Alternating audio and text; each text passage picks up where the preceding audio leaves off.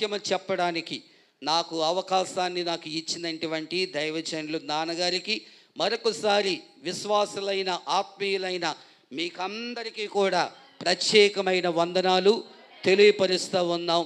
దేవుడు మనలందరినీ కూడా బలపరిచి నడిపించును గాక. ఆమేన్.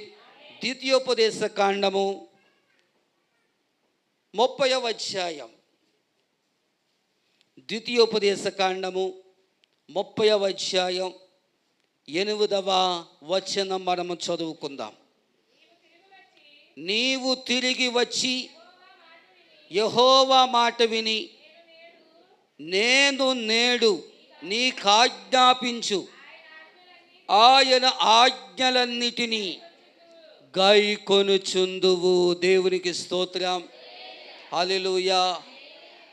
ఇంకా వెతుకుతున్నారా? అందరు తెలిసారా బైబిళ్ళు? ఇంకా వెతుకుతూ ఉన్నారు. అక్కడక్కడ 171వ పేజీ పాత నిబంధన గ్రంథం తీసారా? నా వాక్యం అయినంత వరకు కూడా ఎవరు నిద్రపోవడానికి వీలు లేదు. నేను గంటే చెప్పినా, 2 గంటలు చెప్పినా, 3 గంటలు చెప్పినా ఎవరు నిద్రపోవడానికి వీలు లేదు. డిటిఎస్ సౌండ్లు రాకూడదు, ఏ సౌండ్లు రాకూడదు. నిశ్శబ్దంగా వాక్యం మాత్రం వినండి. బయట కబుర్లు ఏమీ చెప్పను. కేవలం వాక్యములో ఏదుందో ఆ మాటలు మాత్రమే వివరణ చేసి చెప్తాను. జాగ్రత్తగా వినండి, నేర్చుకోండి. దేవునికి స్తోత్రం. హల్లెలూయా.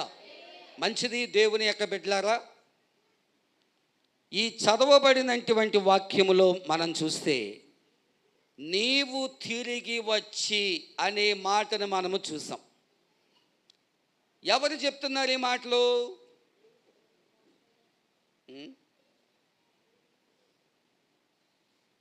మాట్లాడుకుంటున్నారా? ఎవరు చెప్పారు ఈ మాటలు? మోమో అంటున్నారు అంతే. నిజమేనా? ఖచ్చితమా? నిజంగానా? రైట్. దేవుడు మిమ్మల్ని ఒక్కరిని దీవించను గాక. మిగతా వాళ్ళు ఎవ్వరు చెప్పలేదు. ఎవరైనా చెప్పారా? మరి నోట్లను అంటే నాకు ఏమర్థమవుతుంది? గట్టిగా చెప్పాలి కదా. పొద్దునుంచి ఏదో ఉపవాసం ఉన్నట్టుగా చెప్తున్నారు. గట్టిగా స్తోత్రాలు చెల్లించండి. హల్లెలూయా, హల్లెలూయా. ఓకే, హల్లెలూయా. ఓకే.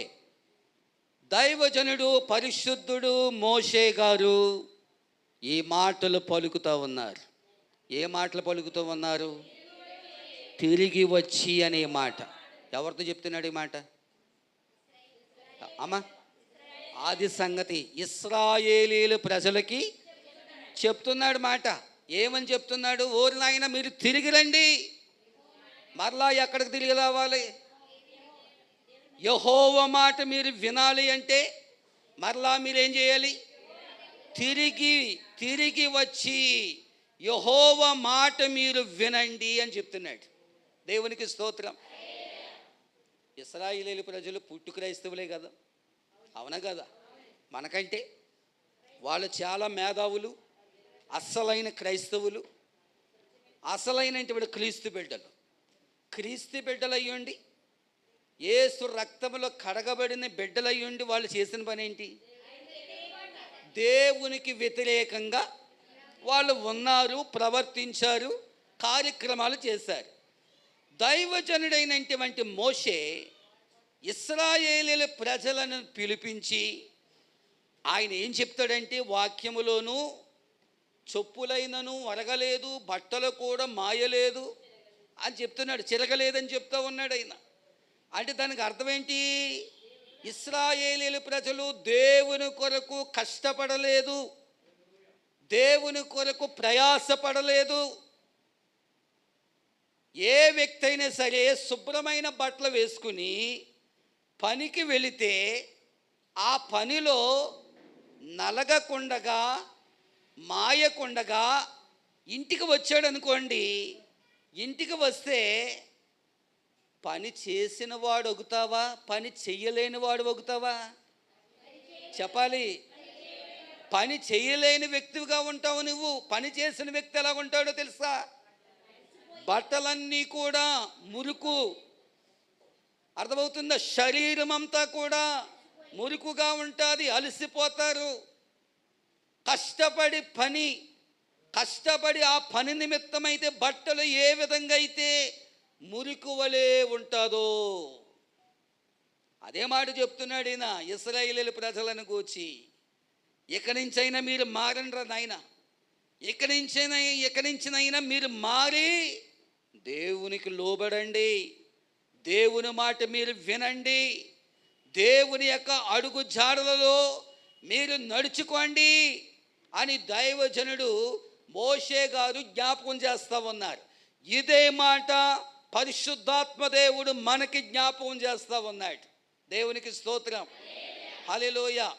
ఏమని జ్ఞాపకం చేస్తూ ఉన్నాడంటే, యేసు రక్తములో కడగబడి ఉన్నటువంటి మనం, యేసు రక్తములో కడగబడి ఉన్నటువంటి జీవిస్తున్నటువంటి మనం బాప్తిసం పొందితే సరిపోలేదు, రక్షణ పొందితే సరిపోలేదు, మందిరానికి వచ్చి ఆరాధన చేస్తే సరిపోలేదు. మన జీవిత కాలమంతా కూడా దేవుని మాటకి మనము లోబడాలి, దేవుని యొక్క సేవకుని యొక్క మాటకు మనము లోబడాలి, తల వంచాలి.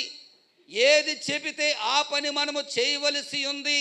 దేవుని కొరకు ప్రయాసపడాలి. మనము దేవుని కొరకు ప్రయాసపడితే మన ప్రయాసను దేవుడు చూసి మన ప్రయాసంతయు కూడా దేవుడు మనలను ఆశీర్వాదకరముగా దీవెనకరముగా మనలను నడిపిస్తాడు. దేవునికి స్తోత్రం, హల్లెలూయా. దేవుని మాట వినకపోతే నీకు శ్రమ. ఎవరైతే దేవుని మాట వినలేదో, ఎవరైతే సేవకుని యొక్క మాటకు అంగీకరించలేదో, లోబడలేదో, దైవజనులు చెప్పారు కదా శుక్రవారం రాత్రి ఏం చెప్పారు? శాపము కలుగుతుంది. ఇశ్రాయేలీయుల ప్రజలకు శాపము కలుగజేశాడు. ఆ శాపము విముక్తి అవ్వాలంటే, ఆ శాపాన్ని విడుదల పొందాలంటే, ఆ శాపాన్ని తీసివేయబడాలి అంటే మరలా నువ్వు ఎక్కడికి రావాలి? యేసు రక్తంలో కడగబడి ఉన్నటువంటి నీవు ఇంట్లో ప్రార్థన చేసుకున్నా కానీ, టీవీలో ప్రసంగం విన్నా కానీ, నువ్వు ఎక్కడికి వెళ్ళినా కానీ తిరిగి మరలా ఎక్కడికి రావాలి? నువ్వు యేసయ్య పాదాలు సన్నిధులు నువ్వు చేర్చబడుదువుగాక. దేవునికి స్తోత్రం, హల్లెలూయా. దైవజనుడైనటువంటి మోషే మాటకి ఎవరు విన్నారు? ఇశ్రాయేలీయుల ప్రజలు విన్నారు. ఇశ్రాయేలీయుల ప్రజలు మనసు మార్చుకున్నారు, హృదయాన్ని మార్చుకున్నారు. మనకు ఇలాగ ఉండడం ఆశీర్వాదకరము కాదు అనుకున్నారు. దేవుని మాట వినాలనుకున్నారు, దేవునికి లోబడాలనుకున్నారు. తండ్రి అయినటువంటి దేవుడు చెప్పినటువంటి ఆజ్ఞలను నేను పాటించాలని వాళ్ళు అనుకున్నారు. వాళ్ళు వచ్చి దేవుని మాట వాళ్ళు విన్నారు. దేవునికి స్తోత్రం, హల్లెలూయా. ఈరోజు దేవుని బిడ్డ ఎంత శుభ్రమైన బట్టలు వేసుకున్నా, మందిరానికి వచ్చినా సరే, నువ్వు ఏ రీతిగా ఉన్నా సరే, ఏ తలంపు పెట్టుకున్నా సరే, మంచి ప్రవర్తన కలిగి యేసయ్యను వెంబడించాలి. మంచి ప్రవర్తన కలిగి బైబిల్ని గురిపెట్టాలి.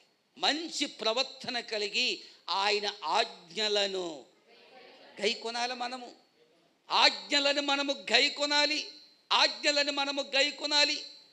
వాక్యము వింటే సరిపోలేదు.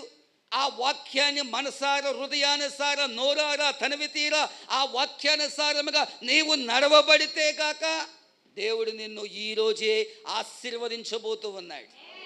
దేవునికి స్తోత్రం, హల్లెలూయా. అందుకనే 8లో మనము చూస్తూ ఉన్నాం, నీవు తిరిగి వచ్చి యెహోవా మాట విని నేను నేడు నీకు ఆజ్ఞాపించు ఆయన ఆజ్ఞలన్నిటినీ గైకొనుచుందువు. ఆయన ఆజ్ఞలను నువ్వు గైకొనాలి. ఆయన ఆజ్ఞలను గైకొనాలి. దేవుడు అలాగే చెబుతాడులే, మనం పని మాట అంటే శాపం తెచ్చుకుందా దాని అవుతాం. ఒకవేళ సేవకుడే మనందరితో వాక్యము ద్వారా మనందరితో మాట్లాడితే ఆ పాస్టర్ గారు అలాగే మాట్లాడతారు, మన పని మందయ్య అనుకుంటే, సేవకుడైతే దేవుని సన్నిధిలో దేవునికి చెప్పుకుంటారు. మనం ఎవరికి చెప్పుకుంటాం చెప్పండి? మనం ఎవరికి చెప్పుకుంటాం? పొరపాటు చేస్తే తప్పు చేస్తే ఇశ్రాయేలీయుల ప్రజలే కన్నీరు కార్చారంట. ఎవరండి? ఇశ్రాయేలీయుల ప్రజలు ఏం చేశారంట? కన్నీరు కార్చారంట. ఏదో తూతూ మంత్రం తుమ్మకాయ మంత్రం అన్నట్లుగా భక్తిని చేయకూడదు. మనం మంచి ప్రవర్తన కలిగి బ్రతకాలి. మనం మంచి ప్రవర్తన ద్వారా మనము క్రీస్తులోకి మనము ముందుకు వెళ్ళాలి. మంచి ప్రవర్తనతో మనము యేసయ్యను మనము ఆరాధన చేయాలి. మంచి ప్రవర్తనతో మన హృదయాలను శుద్ధి చేయబడాలి. దేవునికి స్తోత్రం, హల్లెలూయా. ఈ మాయదారి శరీరాన్ని ప్రతిరోజు కూడా ఎంత శుభ్రం చేస్తామో తిరిగిలేదు, అంతే కదా? ఈ శరీరాన్ని ఎంత శుభ్రం చేస్తామో తిరిగేలేదు. ఒక ఆయన ఏమంటాడు, నేను నల్లగా ఏడిశాను, ఆలకలాగా తెల్లగా ఉంటే బాగుండు ఆయన అనుకుంటాడు. ఏమన్నా అంతేనా? తెల్లగున్న వాళ్ళు ఏమనుకుంటారు, నేనేమో తెల్లగా ఉన్నాను, ఆలకలాగా సామంజాయిలా ఉంటే బాగుంటుంది అనుకుంటారు. లావుగా ఉన్న వాళ్ళు ఏమనుకుంటారు, నేను సన్నంగా ఉంటే బాగుంటుంది నాళ్ళు అనుకుంటారు. సన్నంగా ఉన్న వాళ్ళు ఏమనుకుంటారు, నేను లావు అయితే ఇంకా బాగుండునని అనుకుంటారు. ఏంటి మన బాధ? ఏంటి మన బాధ? ఇంక ఎంచోపు శరీరము కూర్చేనా, ఎంచోపు చూసిన ఈ లావు కూర్చేనా, ఈ సన్నము కూర్చేనా? ఎప్పుడు మన హృదయాన్ని కడుక్కుంటాం మనం, ఎప్పుడు మన మనసును కడుక్కుంటాం మనం, శుభ్రం చేసుకుంటాం మనం. రోజు సంతూరని, లక్షని, లైపోయని, శీతాకాల సోపులని ఎన్నో వాడతాం మనం. శరీరాన్ని శుభ్రం చేసుకోవడం మంచిదే. శరీరాన్ని శుభ్రం చేసుకుంటే మనకు ఏమైనా విలువ ఉందా? వాక్యము ద్వారా మన హృదయాన్ని ఏం చేయాలా? అది ఉతక స్నానము చేయబడాలి. ఉతక స్నానం చేయబడాలి అంటే, శుద్ధి చేయబడాలి అంటే నీ మనోనేత్రాలు యేసయ్య వైపు మళ్ళించాలి. నీవు యేసు రక్తములో కడగబడి ఉన్నటువంటి నీవు దేవుని యొక్క వాక్యము ద్వారా నీవు శుద్ధి చేయబడాలి. దేవునికి స్తోత్రం, హల్లెలూయా. ఎంతవరకు చెప్పిందంతా కూడా ఒక పాయింట్ కూడా మీకు చెప్పలేదు. నేను పాయింట్లోకి వస్తుందని వినండి. మొదటిది ఏంటంటే, బైబిల్లో కొంతమంది తిరిగి వచ్చి దేవుని మాట వినినట్లుగా, ఆజ్ఞలను గైకొనినట్లుగా, ఆజ్ఞలను ఎవరైతే మీరారో మీరినటువంటి హృదయాలను దేవుడు ఎలాంటి శాపాలు పెట్టాడో బైబిల్ చూస్తే బోల్డ్ శాపాలు ఉన్నాయి. అర్థమైందా? ఒక్కొక్కసారి బైబిల్ చదివితే అమ్మో ఈ శాపమా నిజంగా అనిపిస్తుంది మనకి.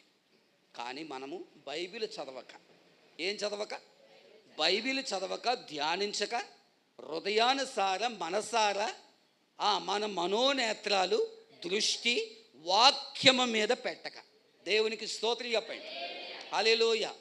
బైబిల్లోనూ రూతు కనబడుతుంది మనకి. ఎవరండి? రూత్ అంటే తిరిగి వచ్చిందంట. ఎక్కడికి వెళ్ళి తిరిగి వచ్చిందో చూద్దామా బైబిల్లోను? ఎస్ ఎస్ అక్క, మంచిది. తిరిగి వచ్చిన రూతు. రూతు గ్రంథము చూడండి, 1వ అధ్యాయంలో ఉంటుంది ఈ మాట. రూతు గ్రంథము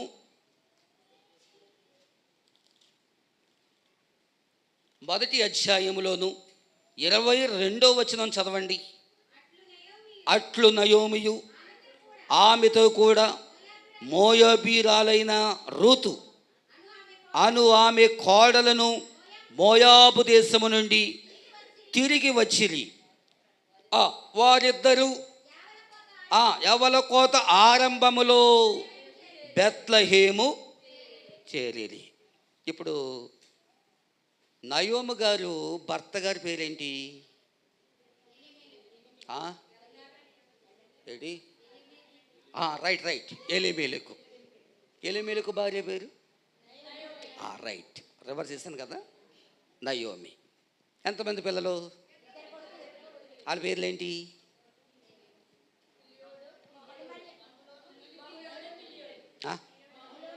మహ్లోను, కిల్యోను. ఓకే, మహ్లోను, కిల్యోను జన్మించారు కదా. ఈ మహ్లోను, కిల్యోను జన్మించిన తర్వాత చిన్నప్పుడే ఇద్దరు పిల్లలకి ఏం చేశారు? పెళ్ళిళ్ళు చేసేయడం జరిగింది. ఇప్పుడు నయోమి ఫ్యామిలీది ఏ ఊరు? ఆ? బెత్లెహేము. బెత్లెహేము అనగా అలా చెప్పండి, రొట్టెల ఇల్లు కదా. బెత్లెహేమును విడిచిపెట్టి ఏ ఊరు వెళ్ళారు? మోయాబు దేశానికి ఎవరెవరు వెళ్ళారు? అలా చెప్పండి, వెళ్ళారు, మొత్తానికి వెళ్ళారు. అప్పటికి ఎలీమెలెకు గారు లేరు, చనిపోవడం జరిగింది. ఇప్పుడు అదే ప్రాంతానికి వెళ్ళి బెత్లెహేము ఎందుకు తిరిగి వచ్చారు వీళ్ళు? అక్కడ ఏమొచ్చింది? కరువు వచ్చింది కనుక. కరువు వచ్చిందన్న సంగతి ముందు నయోమి గారికి తెలియదంటారా? చెప్పండి. నయోమి గారి ఏమనుకుంది? బెత్లెహేము కంటే మోయాబు దేశము చాలా ఆశీర్వాదకరంగా ఉంటుందని, సమృద్ధి ఉంటుందని అక్కడికి వెళ్ళింది. అక్కడికి వెళితే ఏమీ దొరకలేదు. మరలా ప్రయాణము చేసి తిరిగి వచ్చారు. ఎక్కడికి? బెత్లెహేముకి. బెత్లెహేము నజరేతు అనబడిన యేసయ్య జన్మించినటువంటి బెత్లెహేము. అలాంటి పరిశుద్ధమైనటువంటి బెత్లెహేము వాళ్ళు విడిచిపెట్టి మోయాబు దేశానికి వచ్చి, మోయాబు దేశంలో ఏమీ లేదని మరలా ఎక్కడికి వెళ్ళిపోయారు? తిరిగి వెళ్ళిపోయారు. దేవునికి స్తోత్రం, హల్లెలూయా. కువైట్ దేశానికి వెళ్తున్నారు మనోళ్ళు చాలామంది. ఎన్ని దేశాలకు తిరిగినా కానీ, ఏనండి, ఎన్ని దేశాలకు తిరిగినా కానీ, ఎన్ని పట్టణాలకి వెళ్ళినా కానీ, మస్కట్ వెళ్ళినా కానీ, కువైట్ వెళ్ళినా కానీ, తిరిగి నా ఊరికి నేను మరలా రావలసి ఉంది. దేవునికి స్తోత్రం. శాశ్వతంగా అక్కడ ఉండిపోతానంటే ఒప్పుకుంటారా? 2 సంవత్సరాలే పెడతారు, మరలా వచ్చి మళ్ళీ ఇంకో 2 సంవత్సరాలు పెడతారు, మరలా వచ్చి ఇంకో 2 సంవత్సరాలు పెడతారు. అలాగ ముసలుడు అయ్యే వరకు పెడతారా? మాట్లాడండి. పెట్టరు. ఆ ఏజీ ఉన్నంత మాత్రమే పెడతారు. ఏజీ దాటిందంటే, ఓరే నువ్వు నాకు పని చేయవురా బాబా, నువ్వు జాగ్రత్తగా వెళ్ళిపో, పనికి పని చేయవు నువ్వు అనేసి వాళ్ళు ఏం చేస్తారు? పంపించేస్తారు. పంపించేసిన తర్వాత తీరా ఇంటికి వచ్చిన తర్వాత ఏం పని చేసుకోవాలి? మళ్ళీ మామూలు పనే. బాగా చెప్పావు, దేవునికి స్తోత్రం చెప్పండి, హల్లెలూయా.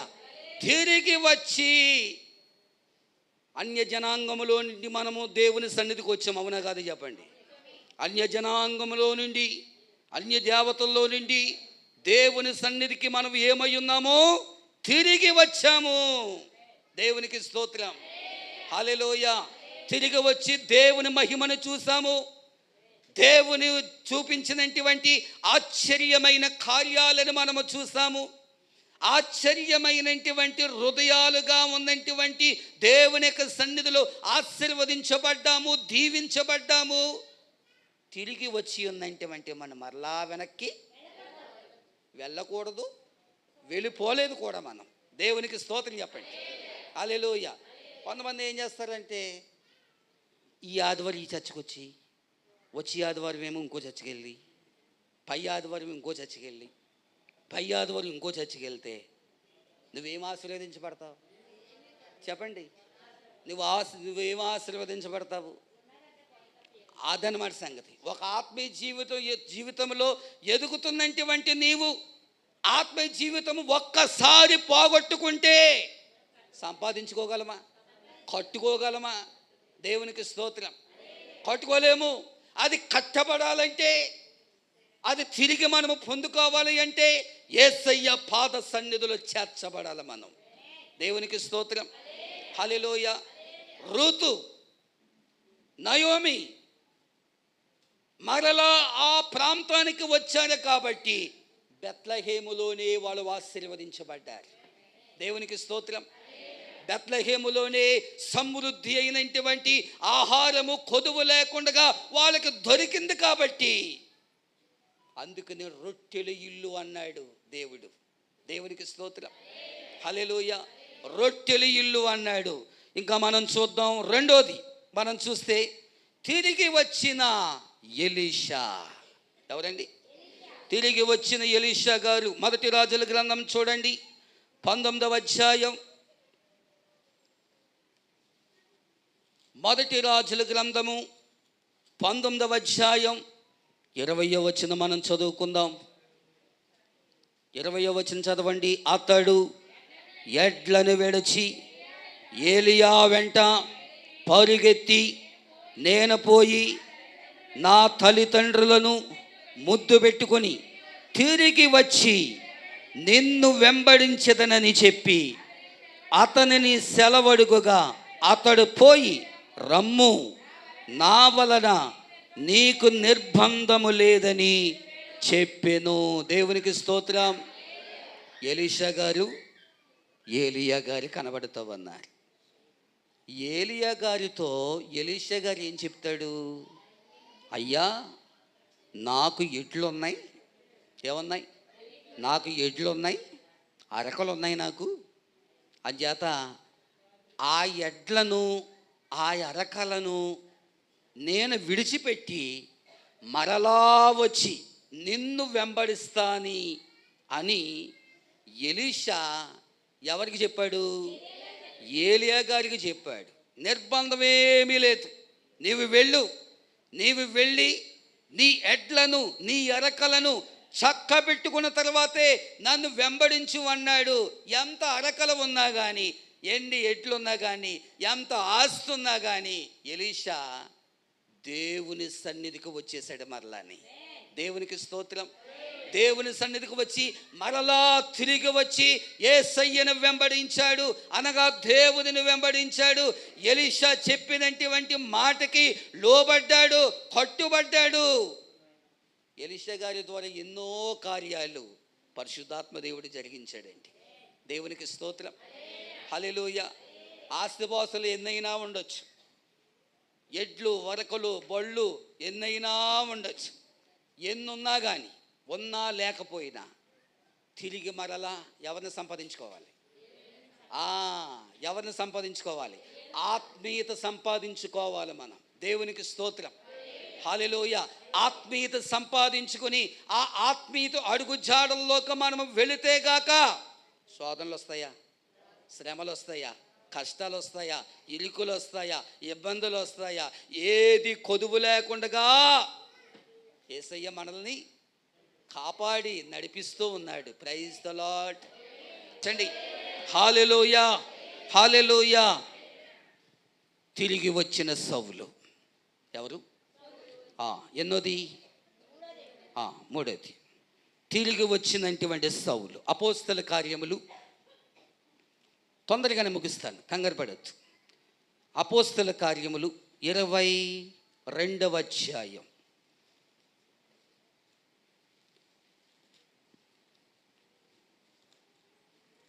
అపోస్తల కార్యములు 22వ అధ్యాయం 22:17 వచనం.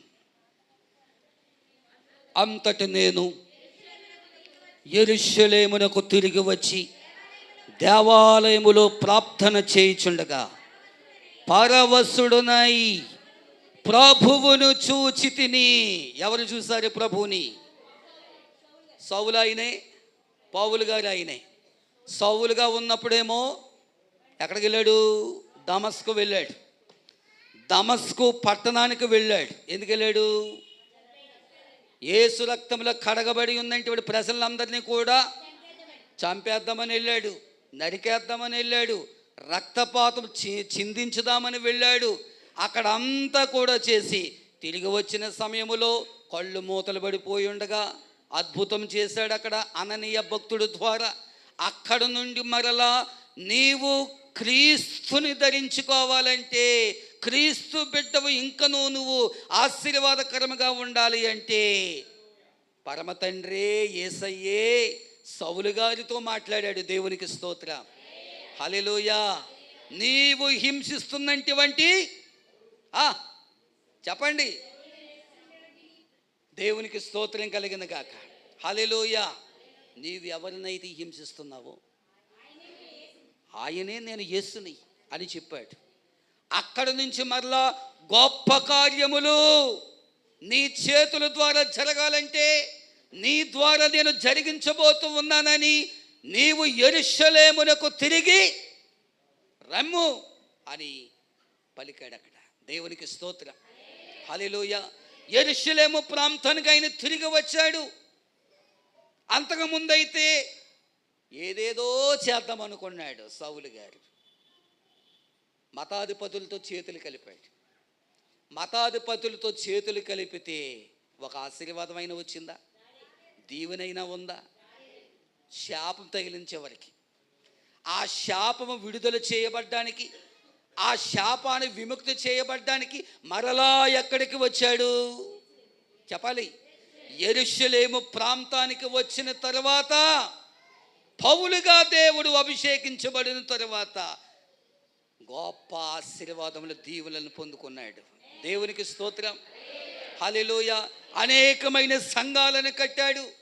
అనేకమైన సువార్తలను ఆయన చేయడం జరిగింది. అనేక పట్టణాలకు ఆయన వెళ్ళాడు. పౌలు గారి ద్వారా ఎన్నో కార్యాలు జరిగాయి. దేవునికి స్తోత్రం, హల్లెలూయా. ఎన్నో చెప్పుకున్నాం, మనం గౌడో చెప్పుకున్నాము. ఇక చివరిగా చాలా ఉన్నాయి, కానీ ఒకే ఒక్కటి చెప్పేసి నేను ముగించాలని నేను ఆశిస్తూ ఉన్నాను. తిరిగి వచ్చిన చిన్న కుమారుడు ఎవరు? యేస్, తప్పిపోయిన కుమారుడు. లూకాసు వార్తలోకి రండి, లూకాసు వార్తలోనికి రండి.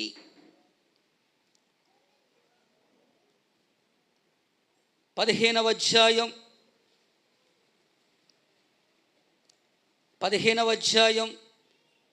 23, 24, 25 వచనాలు.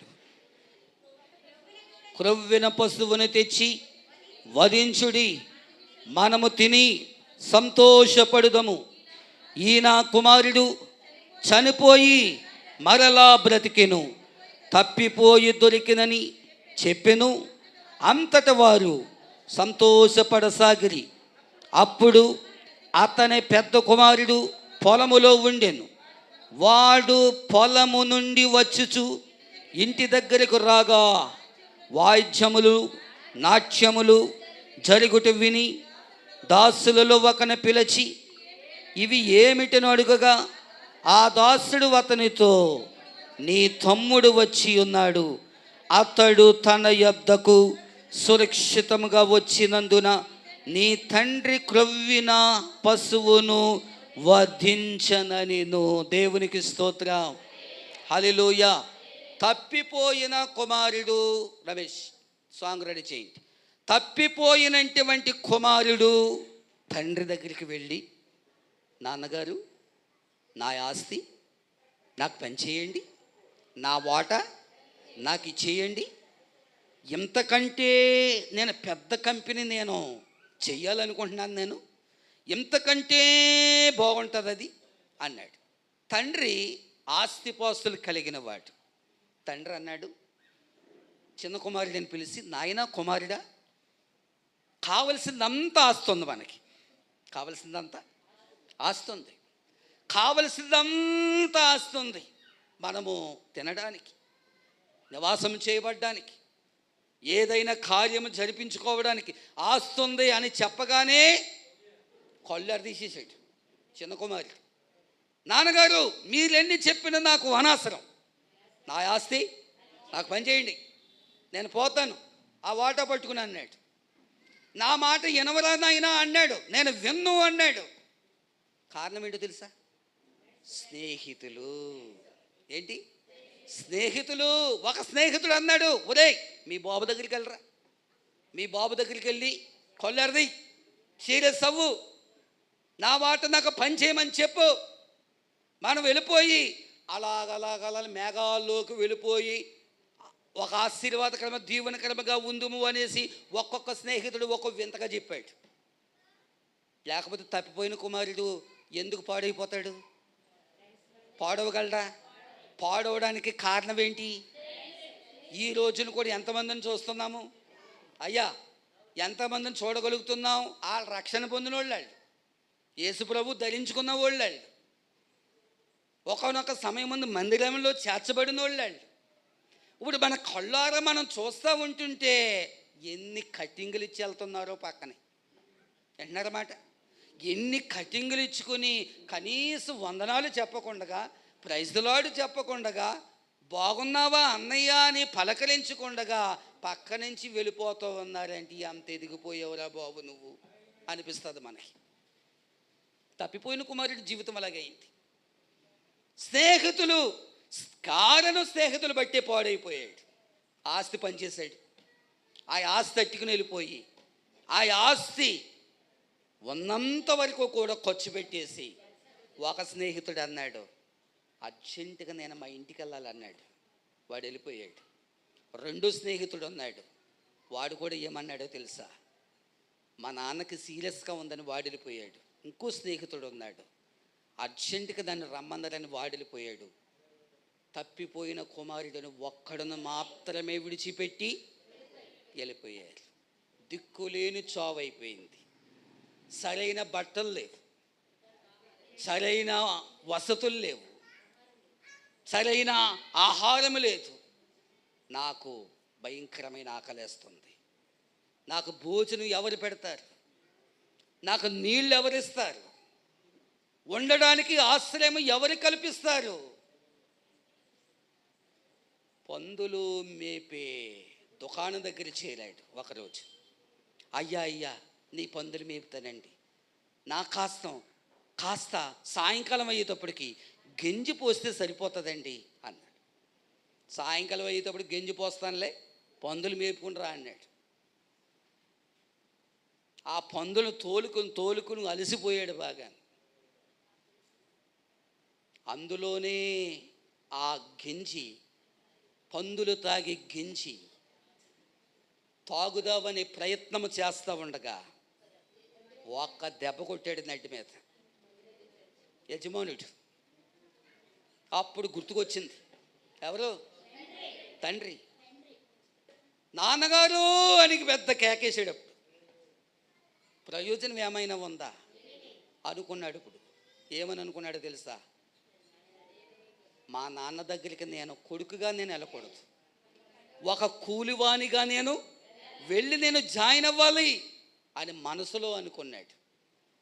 అనుకునే సందర్భంలో తండ్రికి మాత్రము ఈడు ఎందుకు వచ్చాడు, నాదంతా కూడా చెడగొట్టాడు, ఆస్తంతా కూడా పట్టుకెళ్ళిపోయాడు, ఏనాడు బాధపడలేదు తండ్రి. దేవునికి స్తోత్రం. కుమారుడి మీద ఉన్నటువంటి తండ్రి ప్రేమ, దేవునికి స్తోత్రం. హల్లెలూయా. ఆయన ఆ దినము నుండి తరతరాల వరకు కూడా తండ్రి ఎదురు చూస్తూ ఉన్నాడు.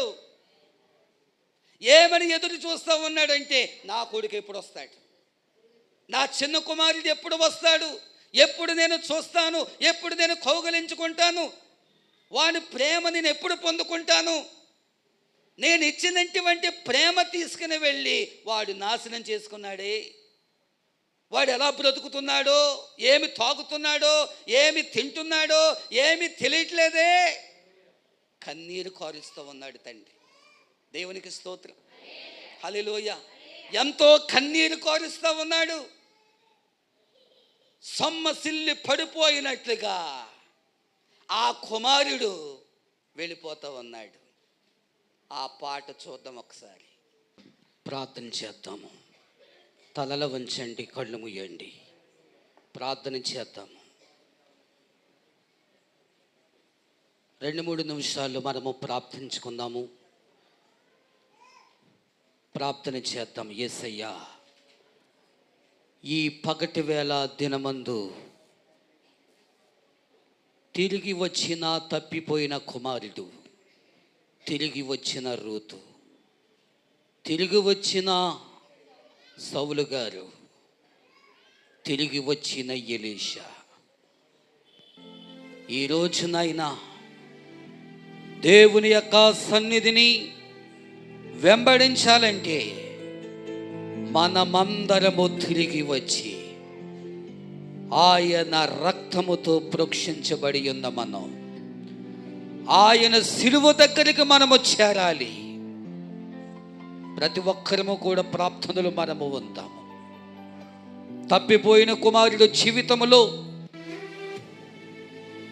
తండ్రిని ఎదిరించి, తల్లిదండ్రులు ఎదిరించి బయటికి వెళ్ళి ఏదో బ్రతకాలని, ఏదో అక్కడ చెయ్యాలని అనుకున్నాడు. కానీ ఆయన రాక తిరిగి మరలా తండ్రి దగ్గరికి వచ్చాడు. ఈ దినమందు, ఈ పగటి వేళ దినమందు మనము ఏదో చెయ్యాలనుకుంటే మన సూటయ్యే మాట కాదు. ఈ రోజుల్లో తల్లిదండ్రిని ఎదిరించే బిడ్డలు,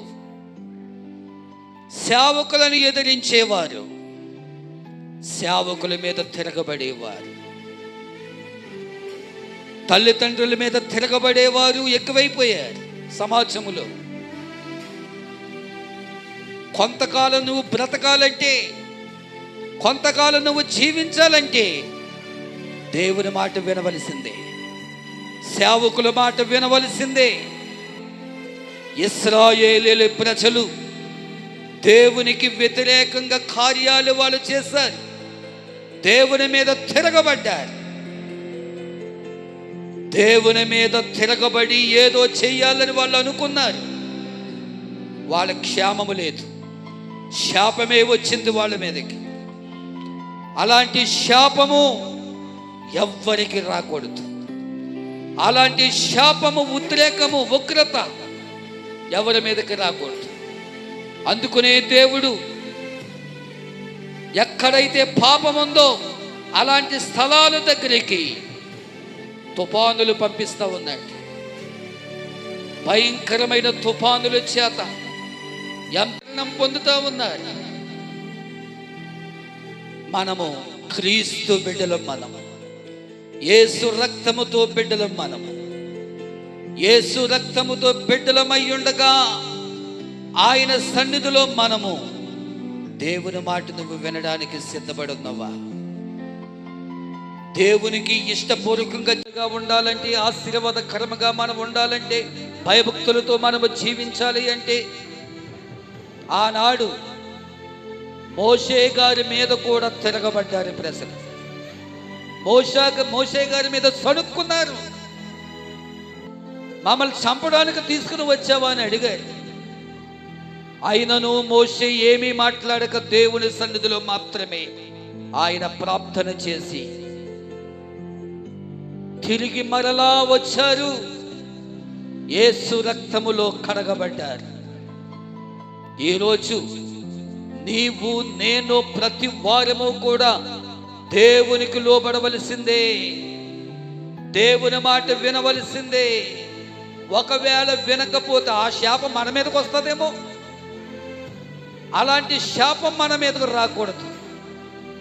అలాంటి శాపం మన మీదకు వద్దు, మన మీదకు వద్దు, మన పిల్లల మీదకి అంతకంటే వద్దు. ముందు దేవుని మాట మనం వినాలి. తిరగబడ్డాలు దేవుడు మన పిల్లల్ని కాపాడుతాడు. తరతరాల వరకు ఆయన మనల్ని కాపాడుతాడు. ఆ పరలోక రాజ్యానికి మనము చేరిపోవకంగా మనము బ్రతకాలి. అందుకని హృదయ శుద్ధి గలవారు ధన్యులు, వారు దేవుని చూచెదరు అని దేవుని యొక్క వాక్యం మనకు సెలవిస్తూ ఉంది. ఇక నుంచి అయిన హృదయాన్ని మార్చుకొని, మనసు మార్చుకొని క్రీస్తు కొరకు బ్రతకాలని ఉద్దేశముతో మనము ఉండి దేవుని యొక్క ఆశీర్వాదాలు, దీవెనలు మెండుగా మనం అందరము కూడా పొందుకుందాం. మా పరమ తండ్రి, మా యేసయ్య, మమ్మల్ని సృష్టించిన నాయకుడా, స్తోత్రాలు చెల్లిస్తూ ఉన్నాం. ఈ రోజునైనా మధ్యాహ్నకాల సమయంలోనైనా మీరు మాతో మాట్లాడారు. ఎదిరించిన తప్పిపోయిన కుమారుడు, తండ్రి ప్రేమ మరలా పొందుకున్నటువంటి కుమారుడు, ఏలియా ఆస్తిపాస్తులన్నీ కూడా విడిచిపెట్టి ఏలియాను వెంబడించినటువంటి ఎలీషా, సౌలు గారు భయంకరమైన నరహంతకులతో చేతులు కలిపి చివరికి యేసయ్యే సౌలు గారితో మాట్లాడి ఈరోజు అపోస్తులుగా తీర్చిదిద్దబడ్డాడు. కారణం ఆయన తిరిగి వచ్చి యేసయ్య ప్రేమను పొందుకున్నాడు సౌలు. ఈ రోజున దేవుని బిడ్డలారా, పరిశుద్ధాత్మ దేవుడు మనతో మాట్లాడాడు. ఆ విధంగా మమ్మల్ందరినీ కూడా బలపరిచి ఆశీర్వదించి నడిపించింది ఆయన. క్రీస్తు కొరకు బ్రతకాలనే తీర్మానముతో, సేవకుల యొక్క మాటలు వినాలని ఆశతో నైనా ప్రతి మాటకు నైను లోబడి ఎవరైతే వింటారో వారు ఆశీర్వాదం పొందుకుంటారు అని నీ వాక్యం మాకు సెలవిచ్చిన రీతిగా నైనా మమ్మల్ని అందరినీ కూడా ఆశీర్వదించి దీవించి బలపరిచి నీ రాకడకై ఎదురు చూసే బిడ్డలముగా మమ్మలను చేయండి నైనా, బలపరచండి నైనా. దైవజనులు నైనా మన కొరకు ఎన్నో కన్నీరు కారుస్తూ ఉన్నారు. విశ్వాసుల కొరకు, విశ్వాసుల బిడ్డల కొరకు నైనా, వారి క్షేమం కొరకు వారు తిరిగి తిరిగి తిరిగి ఆయన సన్నిధిలో ఉండాలని, ఆయన సన్నిధిలో కూర్చోవాలని, ఆయన సన్నిధిలో దేవుని యొక్క మాటలు వినాలని ఎంతో కన్నీరు కారుస్తూ ఉన్నారు. అలాంటి కన్నీరు మనం కార్చలేము కనుక సేవకుల యొక్క మొరను నీవు ఆలకిస్తూ ఉన్నావు నాయన. తగిన సమయముందు సమూహం అంతటిని కూడా ఆశీర్వాదకరముగా నీవు నడిపిస్తూ ఉన్నావు, బలపరుస్తూ ఉన్నావు. వాక్యానుసారముగా నడిపించి మహిమ పొందండి, బలపరచండి.